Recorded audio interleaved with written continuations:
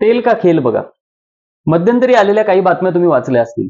रशियाकडून स्वस्त कच्च्या तेलामुळे आयात केल्यामुळे भारतीय कंपन्यांनी अंदाजे $10.5 बिलियन ची बचत केली. $10.5 बिलियन म्हणजे अंदाजे 90,000 कोटी रुपये. मग तुमचा किती फायदा झाला? मुळात तेल क्षेत्रात दोन प्रकारच्या कंपन्या असतात, अपस्ट्रीम आणि डाऊनस्ट्रीम. अपस्ट्रीम कंपन्या तेल शोधण्याचा किंवा एक्सप्लोरेशनचं काम करतात, उदाहरणार्थ ONGC. तर डाऊनस्ट्रीम कंपन्या कच्च्या तेलावर प्रक्रिया करून पेट्रोल, डिझेल वगैरे विकतात, उदाहरणार्थ HPCL, BPCL यासारख्या कंपन्या. रिलायन्स दोन्ही क्षेत्रात काम करतात. भारत कच्चे तेल आयात करणारा जगातील तिसरा मोठा देश आहे, जो एकूण गरजेच्या 85% कच्चे तेल आयात करतो. आणि हे प्रमाण सुद्धा मोदी पंतप्रधान झाल्यानंतर वाढले, कारण देशांतर्गत एक्सप्लोरेशन कमी झालं.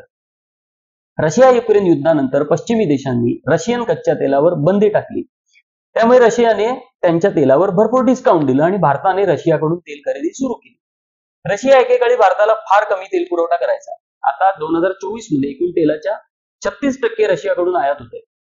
त्यामुळे मागोमाग इतर देशांनी सुद्धा तेलामध्ये सूट दिली. पण आपल्या आजच्या या व्हिडिओत इतर देशांचं गणित पकडलेलं नाही, तो विषय वेगळा. या ट्रेंडमध्ये भारतीय तेल कंपन्यांनी बंपर प्रॉफिट म्हणजे 90,000 कोटी रुपये इतके कमवले. एवढा नफा झाला. भारतीयांना काय फायदा झाला? इंधनाच्या किमती कमी झाल्या का?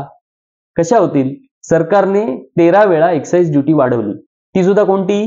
जी संघ राज्य सरकार बरोबर शेअर करत नाही अशी. आठवतंय, भारताने इंधन डिरेग्युलेट केलेलं. म्हणजे आंतरराष्ट्रीय किमती वाढल्या तर इथल्या किमती वाढणार आणि जर कमी झाल्या तर इथल्या कमी होणार. पण तरीही किमती कमी झाल्या नाहीत. फायदा निवडकांचाच झाला. आणि महत्वाचं म्हणजे इंधन शेतीला, उत्पादनाला, ट्रान्सपोर्टला, प्रवासाला, अन्न शिजवायला असं प्रत्येक ठिकाणी लागतं. इंधनाचे भाव वाढले की महागाई वाढते. म्हणजे सरकारला महागाई कमी करणं हे शक्य होतं. पण सरकारला कुठे काय पडले? त्यांना माहिती आहे आपले अंध समर्थक याचंही समर्थन करतील आणि उरलेली कसर द्वेषाने भरून काढता येईल.